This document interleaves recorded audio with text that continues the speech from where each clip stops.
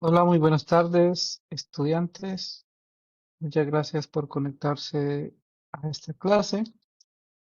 Comenzamos con la primera clase de reforzamiento de la segunda fase de la Olimpiada. Espero que aprendan. En esta ocasión tenemos de nuevo al estudiante de la licenciatura Carlos Osorio, que nos estará impartiendo la clase el día de hoy. Entonces, los dejo con él. Buenas tardes a todos. Un gusto volver a estar con ustedes.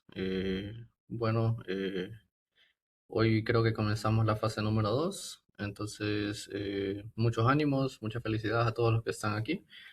Y bueno, hoy vamos a platicar un poco sobre algunos temas que hemos tratado en la fase anterior y vamos a tocar otros temas que también son nuevos.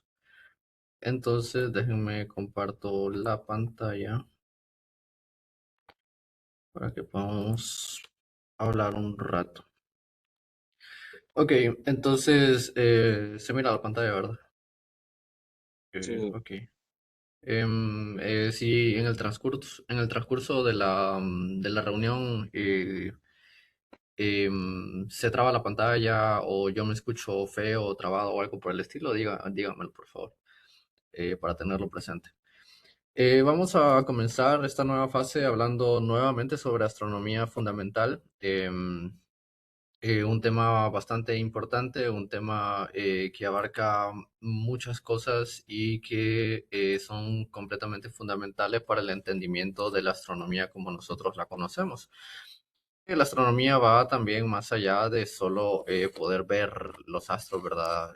La astronomía lleva matemática, lleva física, entonces, bueno, es necesario tener estos conocimientos y estas habilidades para poder hacer un mejor trabajo.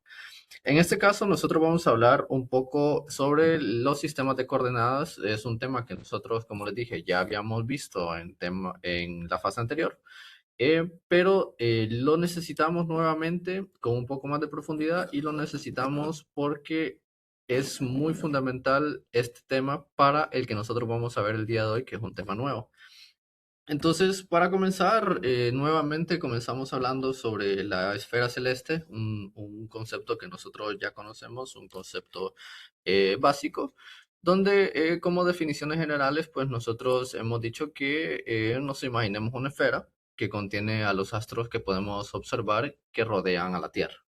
Es una forma de poderlo ver, es una forma de poderlo dimensionar o de hacerlo, ¿cómo decirlo? No sé, de una forma muy visual para poderse entender mejor, ¿verdad?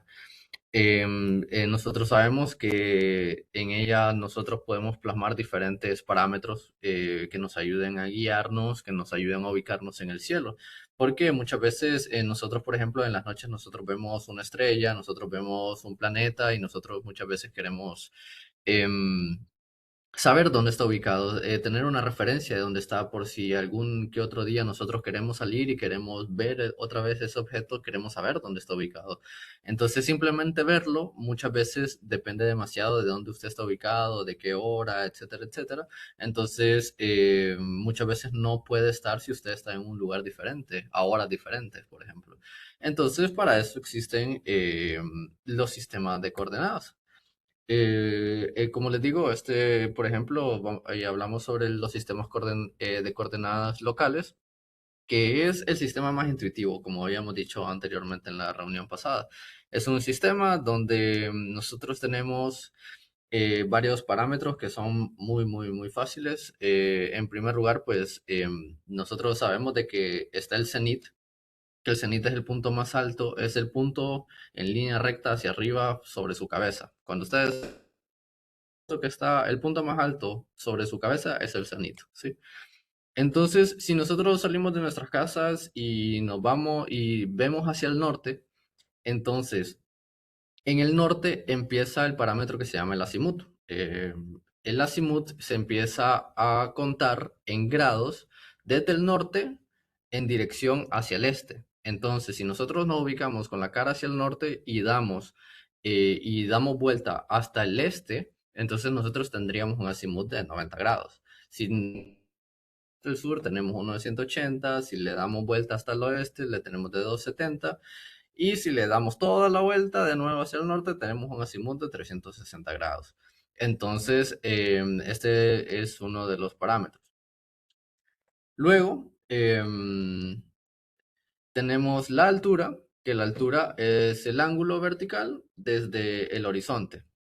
Entonces, por ejemplo, nosotros salimos de nuestras casas y nos ubicamos, por ejemplo, lo más lejos donde nosotros podamos ver. Vemos una montaña ahí al fondo. Entonces, ese va a ser nuestro horizonte.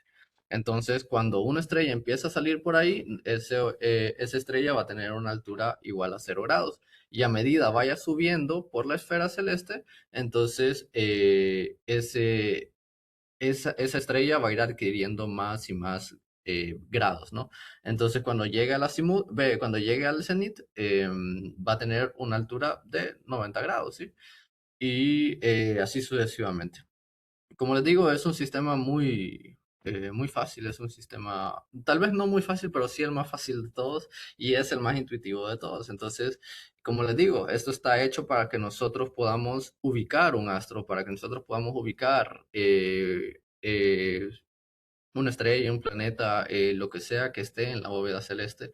Y es una forma, es un sistema de coordenadas, o sea, es un centro de referencia con el que nosotros nos podemos guiar. Luego nos vamos con los sistemas de coordenadas universales. Estos sistemas también los tocamos en una reunión pasada, que ya con el sistema de coordenadas universales o ecuatoriales, también se les puede llamar así, ya esto se empieza a complicar un poco, no la gran cosa, pero sí un poco. ¿Qué es lo que sucede? Que nosotros tenemos ahora, pues como podemos ver en la imagen, tenemos el observador, este observador está en el plano y también podemos ver que tenemos el cenit, así como la imagen pasada, ¿verdad? Sin embargo, en este caso, el sistema de coordenadas universales ya no depende de la ubicación del observador.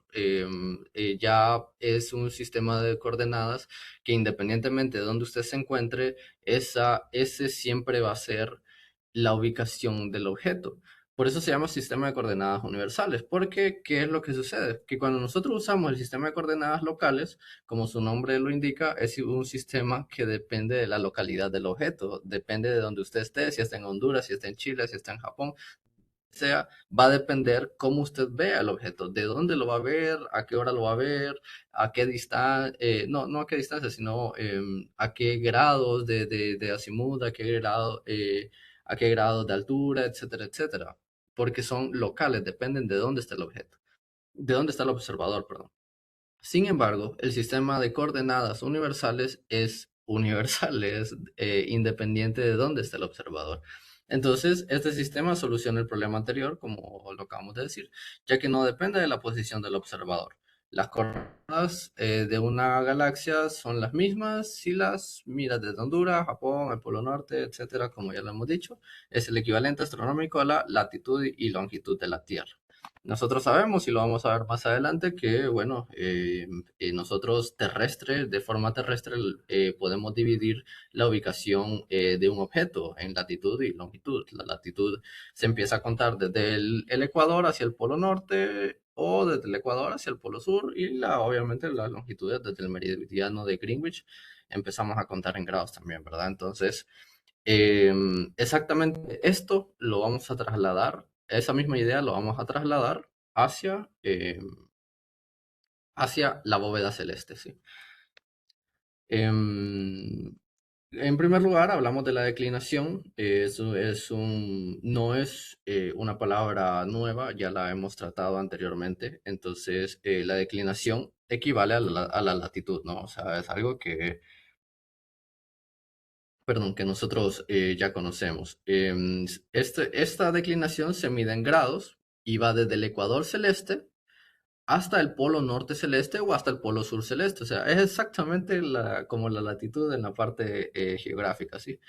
Entonces, ¿qué es lo que sucede? Que nosotros, obviamente, pues, como nosotros dijimos en las anteriores reuniones y lo dijimos en esta también, la bóveda celeste obviamente tiene su polo norte celeste y tiene, pues, obviamente su ecuador celeste también, ¿verdad? Que simplemente son extensiones de los polos y el ecuador que nosotros vemos en la Tierra. Entonces, si nosotros extendemos el ecuador de la Tierra, tenemos el ecuador celeste. Entonces, es como esa franja, esa línea, es ese plano, ese círculo que divide entre el hemisferio norte y el hemisferio sur, divide en dos la bóveda celeste, sí. Entonces, empezamos desde el Ecuador y entre más cercano al polo norte o al polo sur celeste esté un astro, entonces va aumentando más su cantidad de grados, ¿no? Luego vamos con la ascensión recta, que la ascensión recta dijimos que es una forma de equivalente a la longitud. Cuando nosotros hablamos de forma geográfica, es un equivalente en la astronomía, ¿no? Es un parámetro que va desde el punto vernal, que ya lo vamos a volver a retroalimentar, o desde el punto Aries, y a partir de allí empezamos a contar en horas, minutos y segundos. Empezamos a contar en horas, minutos y segundos la ubicación del objeto, ¿sí? Entonces, ¿qué es lo que sucede? Que así como nosotros podemos, así como nosotros podemos ubicar un objeto en las coordenadas geográficas terrestres, así nosotros podemos ubicar un objeto en la bóveda celeste. ¿Por qué? Porque nosotros ya sabemos que en primer lugar vamos a dividir la bóveda celeste en dos. Y ese objeto tiene que estar en una de esas dos. Entonces, nos vamos a acercar al objeto en cualquiera de las dos partes por medio de la declinación. Y de paso vamos a movernos de forma completamente diferente, agarrando la ascensión recta, y con eso terminamos de ubicar el objeto. Simplemente necesitamos dos parámetros, porque no son parámetros de ejes de referencia rectos, sino que son más como esféricos. Entonces, listo, nosotros tenemos estos dos. Como habíamos dicho, ¿qué es el punto vernal? En la Tierra, para medir la longitud, tuvimos que inventar un origen imaginario. Como por ejemplo, nosotros, haciendo la misma analogía en las geográficas, en el sistema de coordenadas geográficas, nosotros tenemos el meridiano de Greenwich. Y a partir del meridiano de Greenwich, que es el punto cero, nosotros empezamos a contar pues nuestra longitud, ¿verdad? Entonces, esa es la función del punto Aries o el punto vernal en la parte de la bóveda celeste y con el sistema de coordenadas universales. Es el punto de partida desde donde se empieza a contar la ascensión recta. Listo. Entonces, bueno, para agregar un poco más, el ecuador celeste, la proyección de la Tierra en el espacio, ya lo hemos dicho, y agregamos simplemente otro concepto que no es nuevo, que es la eclíptica, que es el camino aparente que recorre el Sol en el cielo. Bueno, a lo largo del año, ¿verdad? Debido a la traslación de la Tierra. Son conceptos que ya los hemos tratado. No sé si quedan claros. En el campus nosotros tenemos más recursos por si los necesitan para poder seguir aclarando este tipo de conceptos que son bastante importantes. Bueno, es exactamente lo mismo, creo. El punto vernal, la intersección, es lo mismo. Bueno, entonces vamos a comenzar con un tema nuevo, que este tema es muy, muy importante en la astronomía y más en la astronomía de posición, porque como hemos dicho, o sea, nosotros queremos ubicar un objeto, nosotros queremos saber dónde está el objeto, cómo es el objeto, qué matemática hay atrás del objeto. Entonces, para esto, nosotros vamos a estudiar algo que se llama la trigonometría esférica. No vamos a ahondar de dónde viene todo y cómo nace todo, porque es un tema bastante amplio, es un tema muy dinámico, es un tema muy profundo que lleva alguna que otra matemática un poco más fuerte. Sin embargo, vamos a agarrar los conceptos básicos y puede ser que en la siguiente fase ahondemos aún más, ¿verdad? Bueno, en primer lugar, pues nosotros tenemos la trigonometría que todos conocemos, que nos han enseñado en el colegio, donde nosotros ya hablamos de cosenos, senos, tangentes, y ahí es cuando nosotros ya empezamos a meternos con triángulos, empezamos a meternos con ángulos y todo ese tipo de cosas, ¿verdad? Entonces, la trigonometría esférica es exactamente lo mismo, pero en vez de que sea una trigonometría plana, con objetos planos, nosotros ya nos vamos a orientar en una forma en que nosotros lo estudiamos como que el sistema que nosotros estamos estudiando sea esférico. O sea, es lo mismo, pero en vez de una trigonometría plana, la vamos a devolver esférica. Entonces, para esto necesitamos aclarar algunos conceptos que yo sé que muy probablemente ustedes ya los conocen, pero los necesitamos. Y les pido por favor que si tienen algún lápiz y papel puedan apuntarlo o prestar bastante atención porque esto es bastante importante para nosotros poder entender un poco lo que viene después, ¿no? En primer lugar, nosotros hablamos sobre un arco. Un arco sencillamente es parte de una circunferencia y está formada por la longitud del arco y el ángulo central. O sea, es un concepto bastante básico, pero como les digo, es bastante importante que lo tengamos claro para lo que viene después. En la imagen está completamente representado, o sea, es simplemente el ángulo central, que nosotros lo denotamos aquí como alfa. No sé si ustedes pueden ver mi puntero, pero estoy señalando aquí alfa. Y ese ángulo lo que hace es que muestra la apertura que tiene el arco, ¿no? Y bueno, nosotros tenemos el radio, que es, bueno, la longitud desde el centro de la circunferencia hasta el punto extremo, ¿no? Bueno, ahora nosotros tenemos otro concepto, que puede ser que sea un concepto nuevo, pero nada del otro mundo, que son los círculos máximos. Un círculo máximo es un círculo, obviamente, formado al cruzar un plano de una esfera, interceptando el centro de la esfera con dicho plano. Ok, entonces imaginémonos, por ejemplo, nosotros tenemos un balón de fútbol y nosotros tenemos un pedazo de cartón cuadrado. Entonces lo que nosotros queremos es introducir ese pedazo de cartón en el balón de fútbol. Entonces, si nosotros queremos formar un círculo máximo, tal como está aquí en la imagen, nosotros tenemos que sí o sí pasar ese plano, ese pedazo de cartón por el centro de la esfera.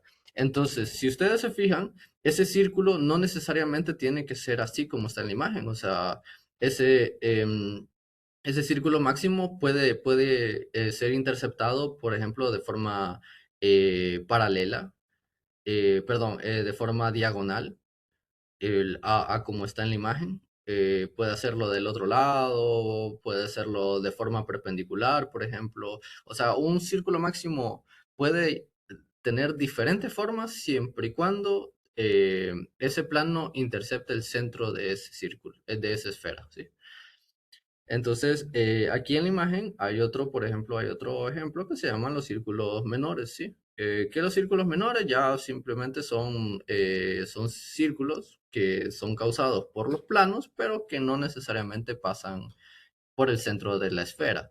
Entonces, aquí a la derecha nosotros tenemos el ejemplo de la Tierra porque es exactamente eso. O sea, si nosotros tenemos el ecuador, todo ese círculo es un círculo máximo porque pasa exactamente por el centro de la esfera.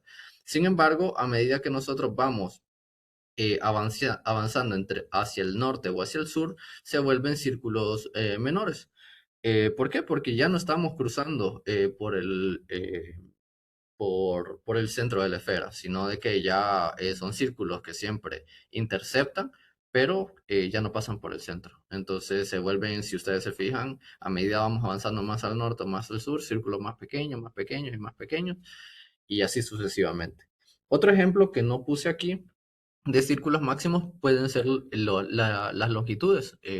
Digamos, por ejemplo, nosotros empezamos desde el meridiano de Greenwich y pues las longitudes se van contando por grados, ¿no? Entonces, cada una de esas líneas, cada una de esas longitudes, forma un círculo máximo. ¿Por qué? Porque sí o sí estamos tocando el centro de la esfera, ¿no? Siempre son círculos máximos. Ok, entonces ahora sí, vámonos a un concepto muy fundamental, muy bueno, que se llama los triángulos esféricos. No sé qué tan familiarizados estén ustedes con los triángulos en el colegio, pero los triángulos, o sea, los triángulos cuando uno quiere estudiar matemática y cuando uno estudia matemática y física, son muy importantes, son muy fundamentales, porque los triángulos son una figura geométrica que traen mucha información y pueden resolver muchos problemas por sus propiedades. Entonces, por ejemplo, los triángulos rectángulos, por ejemplo, y nosotros ahí empiezan a salir el teorema de Pitágoras y etcétera, etcétera. Entonces, exactamente lo mismo pasa en la física, en la astronomía y en la astrofísica. Los triángulos nos ayudan a resolver muchísimos problemas que se nos presentan al momento de estudiar estrellas, planetas, etcétera, etcétera. En este caso, en la astronomía de posición, los triángulos esféricos son exageradamente importantes. Entonces, un triángulo esférico, como una definición, es una figura geométrica creada por tres arcos de círculos máximos en una esfera. Entonces, aquí es donde yo les digo que era muy importante el poder captar los conceptos anteriores, porque la definición abarca todo lo que hemos visto anteriormente. Es una figura geométrica creada por tres arcos de círculos máximos en una esfera. Ok, entonces lo que tenemos ahí son tres círculos que pasan sí o sí por el centro de la esfera. Bueno, el plano de ese círculo pasa por el centro de la esfera y tenemos tres arcos creados por esos círculos que se encuentran entre sí y forman ese triángulo. Em, Vamos a ver. Entonces, em, ¿qué es lo que sucede? Que así como nosotros en la trigonometría y en la geometría plana, como les digo, los triángulos tienen propiedades, también aquí en la trigonometría esférica y en los triángulos esféricos también tienen ciertas propiedades. En este caso, vamos a comenzar primero hablando sobre los elementos de estos triángulos. En primer lugar, nosotros sabemos de que esos triángulos van a tener tres vértices, donde esos tres vértices son los puntos donde se encuentran los arcos. Esa va a ser la definición que demos, para hacerlo bastante sencillo. Son los puntos donde se encuentran los arcos. Entonces, bueno, es que no sé si están viendo mi puntero, pero bueno. Por ejemplo, en la imagen de abajo está el punto A mayúsculo, C mayúscula y B mayúscula. Entonces, esos son los puntos donde se están encontrando los vértices. Eh, Luego, nosotros sabemos, bueno, tiene tres lados y son los arcos que lo forman. Entonces, en este caso, tenemos siempre A, B y C, pero en este caso deben de notar que los lados están escritos de forma minúscula para evitar confusiones, ¿verdad? Entonces, bueno, y al final nosotros tenemos tres ángulos. Y aquí puede ser que ustedes tengan un concepto nuevo. No sé si esto ya se los han hablado antes o ustedes lo han visto en el colegio, que son los ángulos diedros. Son tres ángulos y son ángulos diedros que forman los arcos al interceptarse. Un ángulo diedro es como en la geometría plana, los ángulos que forman dos líneas, por ejemplo. Sin embargo, los ángulos diedros son formados por la intercepción de planos. Perdón, la intercepción de planos. En aquel entonces uno formaba ángulos en la geometría plana, en el colegio uno forma ángulos uniendo dos líneas. Sin embargo, en este caso son ángulos que se forman por la intercepción de planos. Y en este caso estamos hablando de planos, porque estamos diciendo que estamos introduciendo círculos máximos, que son planos que se incrustan en una esfera. Entonces, todos esos círculos máximos, en este caso, estos tres círculos máximos son planos y se intersectan entre sí y, y eso es lo que forman los ángulos diedros, ¿sí? Entonces, bueno, tenemos tres y tres vértices, tres ángulos y tres lados, exactamente como un triángulo normal y común y corriente, ¿ok? Bueno,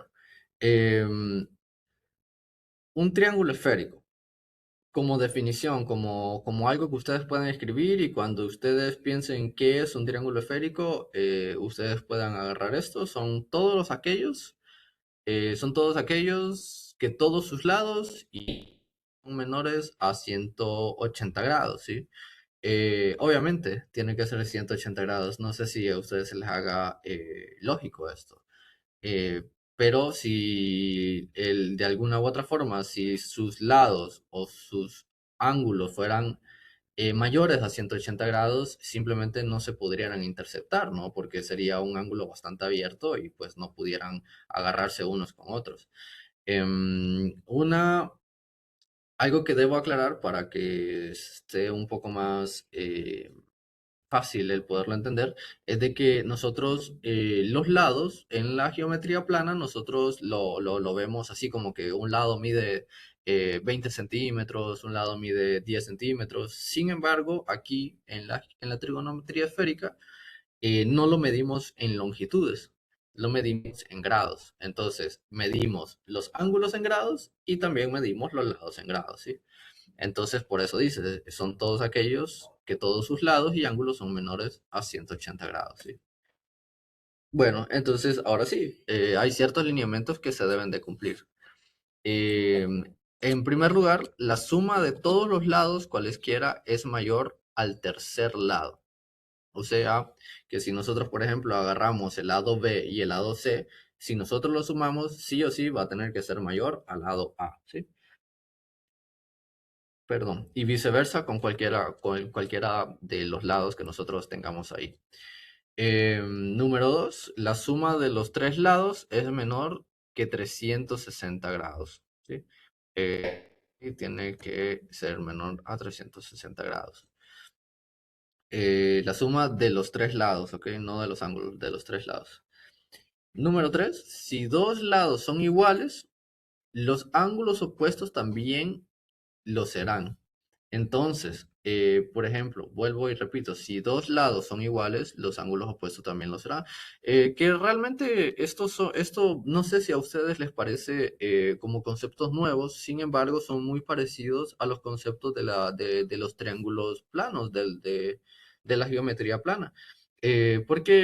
Bueno, por ejemplo, nosotros tenemos los isósceles, por ejemplo, donde nos dice los lados son iguales, los ángulos son iguales entre ellos, eh, eh, y así sucesivamente, o sea, por ejemplo, son lineamientos, son como reglas que se siguen que siento que no son muy distintas a lo que uno ya ha visto anteriormente y que es muy básico.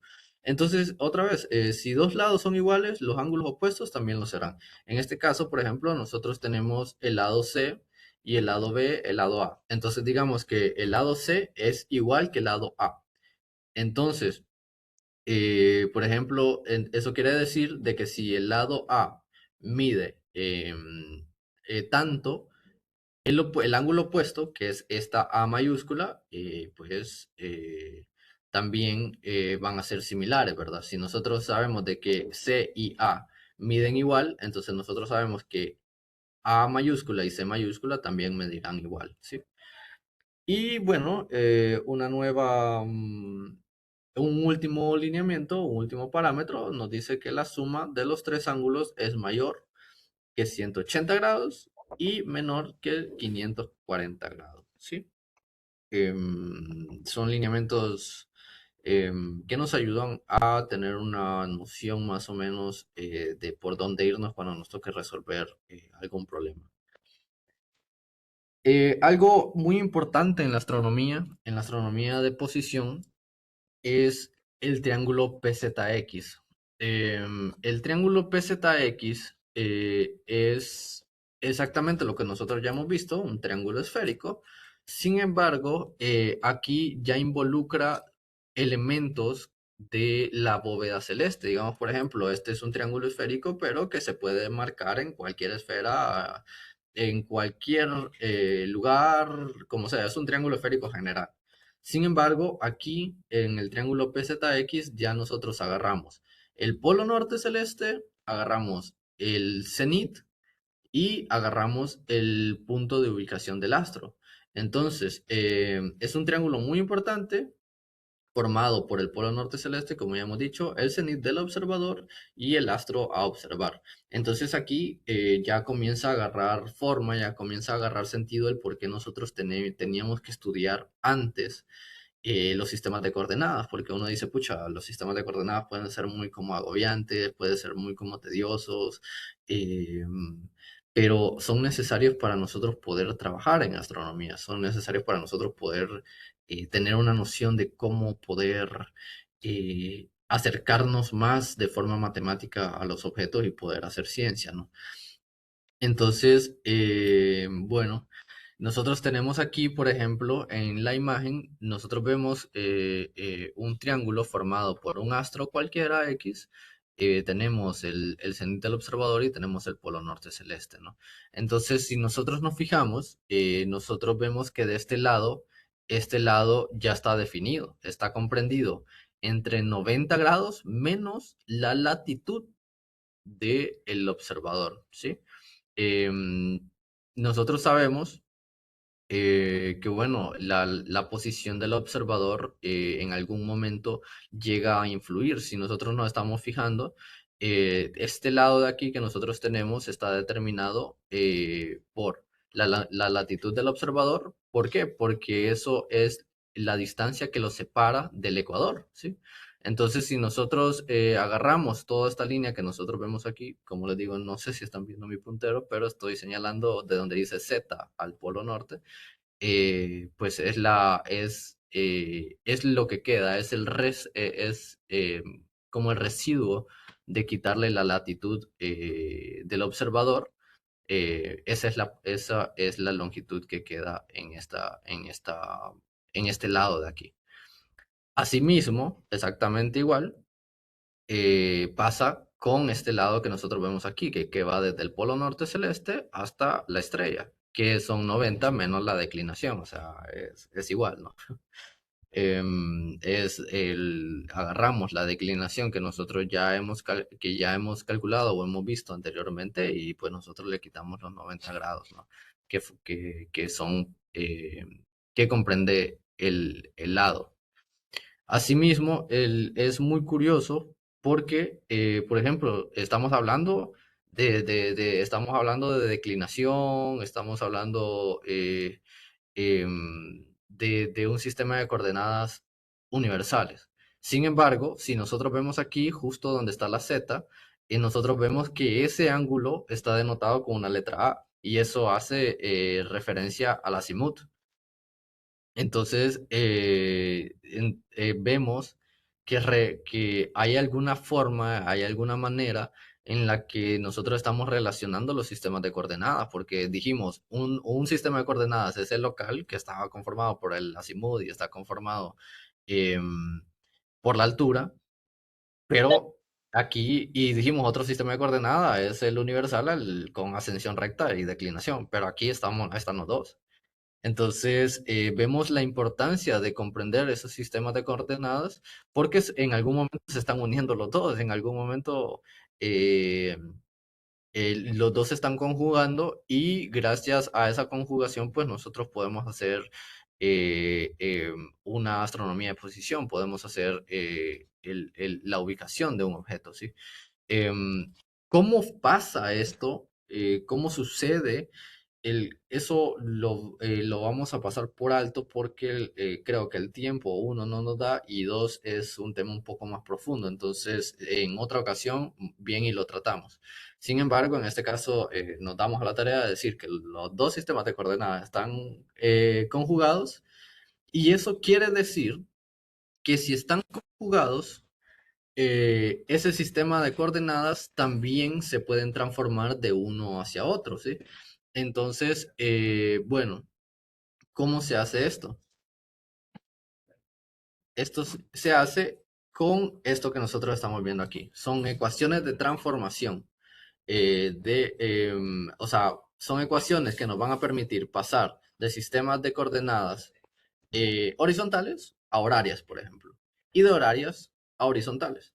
En este caso, pues nosotros estamos viendo aquí estas ecuaciones que son las más famosas y son las más utilizadas. En este caso, pues yo tenía mis ecuaciones en una página bastante fea, la verdad, entonces le pedí a Gemini que me lo trasladara que me lo trasladara y que te los pudiera mostrar de una forma más bonita. Entonces, sí, son capturas de Gemini, entonces me disculpa. Pero bueno, al menos está de una forma bastante entendible y ese era el gran objetivo que quería darles. En primer lugar, como les digo, las ecuaciones de transformación son las que nos van a permitir poder agarrar parámetros de un sistema de coordenadas para poder encontrar otros parámetros en otro sistema de coordenadas, ¿sí? Digamos, por ejemplo, la primera de todas, y la verdad es muy famosa cuando uno hace astronomía de posición, es para poder encontrar la declinación. Donde la declinación nosotros podemos verla, que es el seno de la declinación, o no sé si ustedes, tal vez las personas que están en el nivel avanzado, pues saben que es un seno inverso. La verdad no sé si eso se llega a ver en el colegio, pero simplemente es lo que pasa cuando uno despeja de un lado de la ecuación el seno y lo pasa hacia el otro lado de la ecuación, es un seno inverso, ¿sí? Entonces, si uno quiere solo la declinación, entonces pasa el seno hacia el otro lado de la ecuación y tiene el seno inverso de todo lo que usted ve aquí.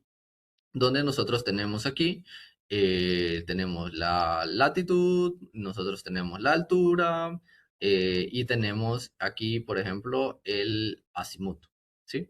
Entonces son, uno puede sacar la declinación por medio de lo que nosotros ya conocemos de un sistema de coordenadas, ¿sí? Que son altura, azimut, latitud, etcétera, etcétera, ¿sí? Entonces, el ángulo horario que nosotros tenemos representado aquí con HB y creo que no se lo expliqué, que también está aquí, es uno de los ángulos que nosotros tenemos aquí. El ángulo horario es como, lo representamos como el coseno de H. O bueno, el coseno inverso también, si nosotros lo queremos ver el ángulo horario. Y nosotros tenemos esta aquí, sin embargo, es más utilizada esta última que nosotros tenemos aquí, que es el seno del ángulo horario, que es el menos coseno de la altura por el seno del azimut por el coseno de la declinación. Entonces, si a nosotros en algún ejercicio nos dan azimut, nos dan altura, nosotros sabemos la latitud en la que nosotros estamos o en la que el ejercicio marca, nosotros perfectamente podemos aclarar la declinación. Y bueno, excelente, ya con eso pues nosotros tenemos, ya tenemos un arma aparte porque ya tenemos la resolución de, ya tenemos, o sea, en la astronomía, entre más datos, entre más valores tenga usted, le va a ayudar más, porque tiene con qué defenderse en dado caso que vengan problemas y problemas, ¿sí?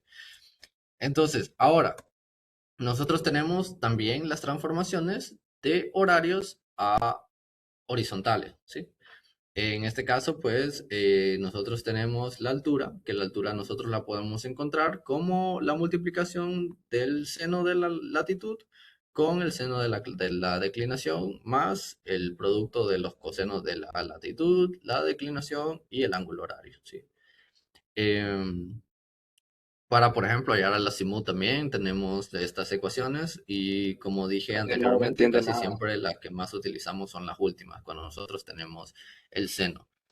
Esto es muy parecido, no me atrevo a decir que es como igual, pero es muy parecido a las leyes de coseno y seno que uno ve en trigonometría plana, en la trigonometría general, ¿sí?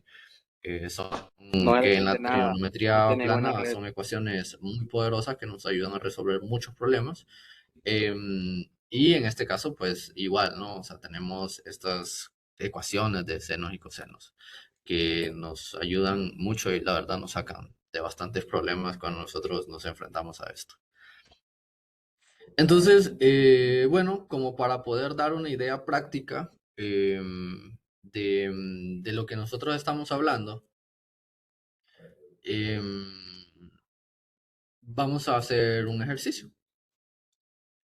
Entonces, el ejercicio está creado para poder tener una noción de pues lo que nosotros estamos hablando y que no sea tan brusco, que no se mire tan tosco y tan pesado, ¿no?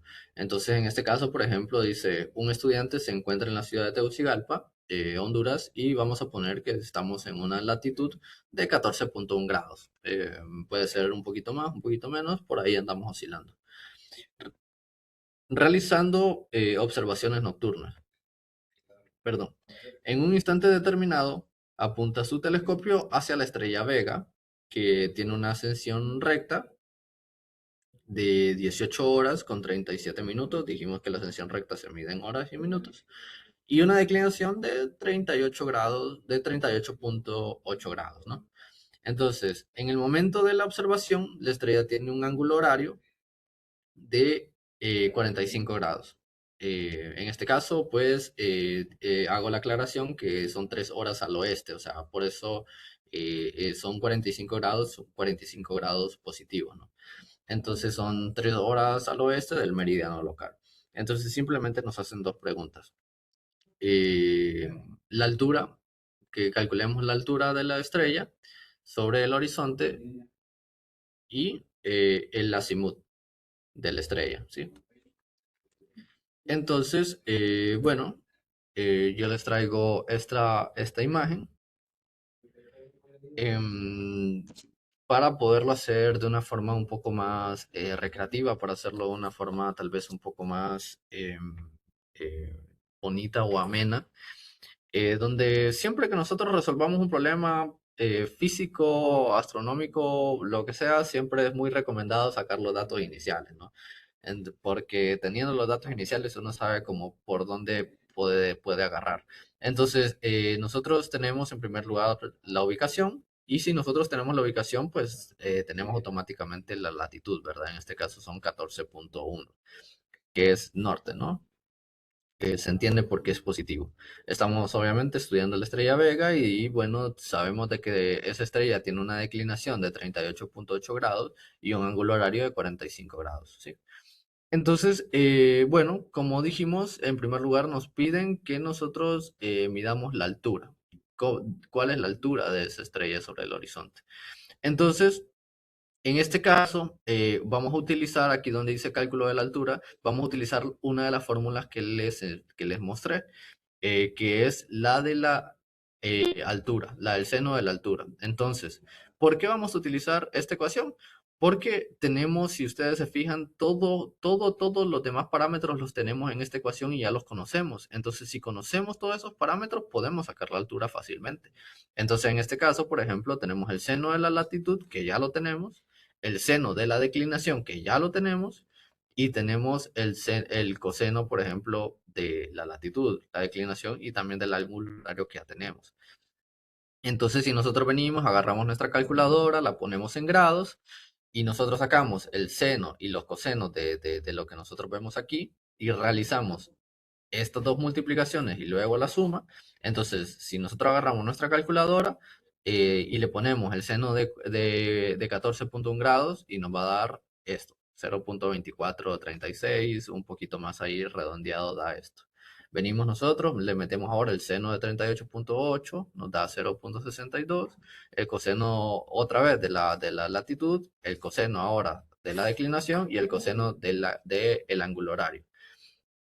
Entonces, luego sustituimos todo eso en la ecuación, multiplicamos el lado izquierdo de la suma, multiplicamos el lado derecho de la suma y luego sumamos entre ellos, ¿no? Entonces, eso nos va a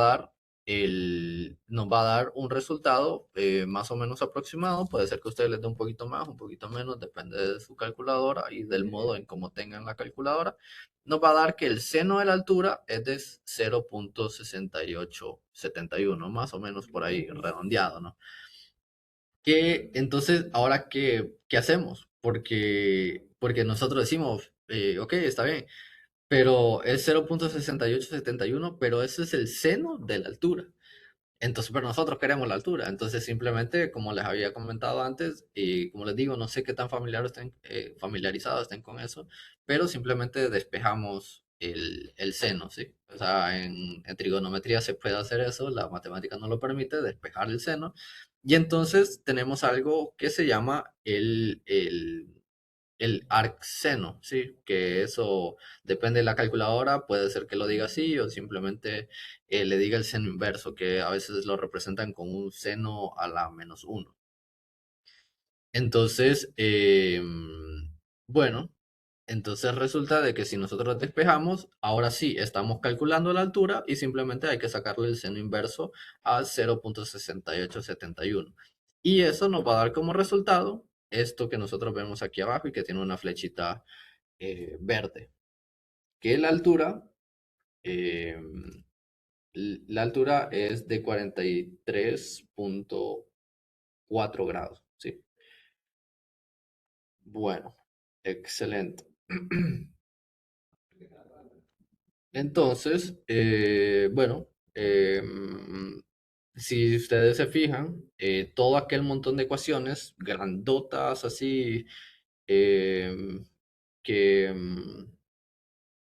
que a veces pueden ser como muy engorrosos, como muy feos, pues con un ejercicio con un poquito más de sentido, con un poquito más de color, puede ser de que se vaya viendo un poco más fácil, ¿verdad? Entonces, nos vamos ahora con el azimut, que se representa con la A, y pues también queremos saber cuál es el azimut de la estrella, ¿sí? Entonces, bueno, agarramos nuestra hojita de todas las ecuaciones que nosotros tenemos, agarramos nuestra hojita y vemos cuál ecuación nos conviene más. Entonces, en este caso, nos conviene más usar el coseno del azimut, que es lo que queremos encontrar. ¿Por qué? Porque nosotros ya conocemos todos los demás valores que están ahí. Ya conocemos la declinación, ya conocemos la latitud, la altura, que la acabamos de sacar. O sea, por eso es importante hacer primero el de la altura, porque teniendo ya la altura, ya podemos conocer el azimut. Entonces, exactamente el mismo. Nosotros podemos usar el coseno del azimut y el seno del azimut, el que ustedes quieran, el que mejor les parezca. Entonces, otra vez el mismo procedimiento. Queremos sacar el azimut, entonces sustituimos los valores que nosotros ya tenemos. En este caso, pues nosotros tenemos una división, tenemos una fracción, entonces sustituimos los valores que nosotros tenemos aquí, que nosotros ya hemos visto anteriormente.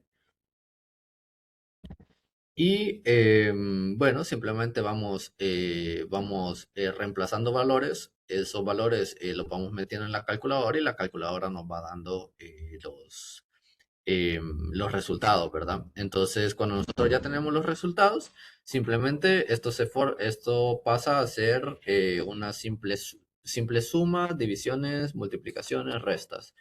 Son operaciones básicas, ¿no? Entonces, en este caso, nosotros tenemos de que el ángulo base, otra vez, nosotros despejamos el coseno y ese coseno es el coseno de lo que nosotros tenemos aquí, del resultado de toda esta operación, del resultado de todo esto, nos da 0.6517 más o menos por ahí. Como les digo, puede ser que a ustedes les salga un poquito más o un poquito menos. Entonces, despejamos el coseno para poder conocer el azimut y bueno, nos da un resultado. Entonces en este caso, el azimut es de 49.3, ¿sí? Em, Sin embargo, en este caso, nosotros tenemos que ver algo muy importante, porque nos están diciendo que el ángulo horario es de 45 grados. Entonces, ese ángulo horario, en este caso, en el ejercicio dice un ángulo horario y dice que va desde el oeste, ¿verdad? Que va 3 horas al oeste. Sin embargo, muchas veces no dice eso y simplemente con que sea positivo, em, uno se da cuenta o uno sabe por intuición de que estamos hablando del oeste, ¿verdad? Entonces, como nosotros sabemos de que ese ángulo horario es de 45 grados y es positivo, entonces eso nos ayuda a nosotros a poder sacar o poder tener una orientación de qué lado nosotros estamos viendo. Porque acordemos de que la azimut empieza a contar desde el norte y va en dirección al este y los grados van creciendo a medida que nosotros nos vamos moviendo hacia el este y pasamos el este y así sucesivamente, ¿verdad? Entonces, como Vega nos están diciendo que son 45 grados de ángulo horario, entonces nos están diciendo de que Vega está ubicado en el cuadrante entre el oeste y el norte. Entonces aquí nos había dado que son 49 grados, ¿sí? Sin embargo, está en el oeste, está en el cuadrante entre el norte y el oeste. O sea, está en medio de esos dos. Entonces, ¿qué es lo que sucede? De que el azimut se cuenta desde el norte en dirección al este. Entonces, nos había dado 49 grados, sin embargo, acordémonos de que eso depende del de la ubicación del objeto y en este caso no, esa ubicación no la termina de dar el ángulo horario. Entonces, si el ángulo horario, como les digo, está positivo, es decir, de que la estrella se ubica al oeste, ¿sí? Entonces, nosotros le damos la vuelta y tenemos que llegar hasta este punto donde está Vega en este cuadrante. O sea, tenemos que ir desde 0, 90, 180, 270 y agarrar un poquito más, que son los 45 ángulos horarios, de ángulo horario, para nosotros poder llegar, bueno, a donde está Vega realmente. Que en este caso, pues nos damos cuenta que Vega, ya totalmente agarrando todos los parámetros que nos dan, está a un azimut de 310 grados. 310.7. Ahí más o menos redondeando, sí. Entonces, no sé realmente qué les ha parecido el ejercicio. Traté de que fuera un ejercicio un poco sencillo para poder, simplemente como para poder hacer ideas, para poder ver un poco cómo funciona esto.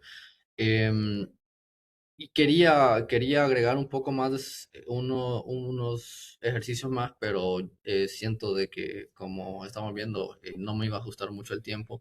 Sin embargo, en el campus, si ustedes quieren, puedo subir más. Tengo varios ejercicios de estos.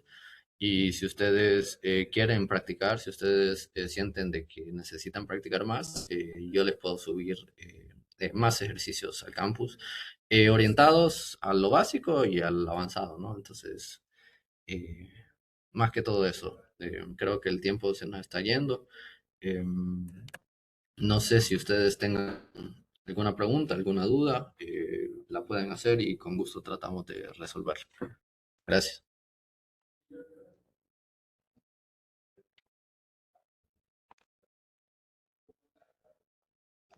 Ok, bueno, preguntas. ¿Tienen alguna duda con respecto al ejercicio? No, Si tienen dudas, este es el momento de poderlas aclarar, ¿verdad?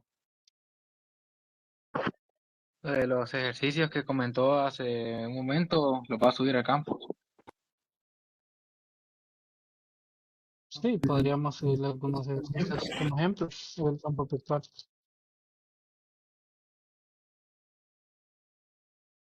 igual en el material didáctico también tendrán pues conceptos y también algunos ejercicios que les van a servir de guía a ustedes para estudiar también.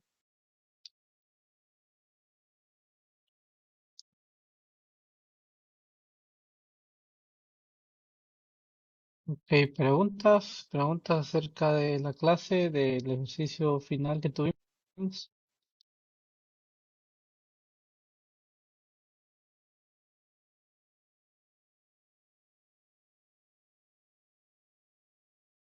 Bueno, ok, parece que no hay preguntas. Entonces, bien, igual para si quieren repasar la clase o el ejercicio, les estaré subiendo la diapositiva al campo virtual.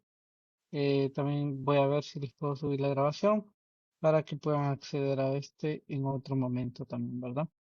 Bueno, si no hay más preguntas, por aquí nos vamos a quedar el día de hoy. Muchas gracias por participar y nos vemos mañana entonces a las 6 de la tarde para tener la otra clase de reforzamiento. Bueno, muy buenas noches. Nos Bueno, muy vemos, buenas buenas Gracias, noches a noches. profe. todos. Buenas noches.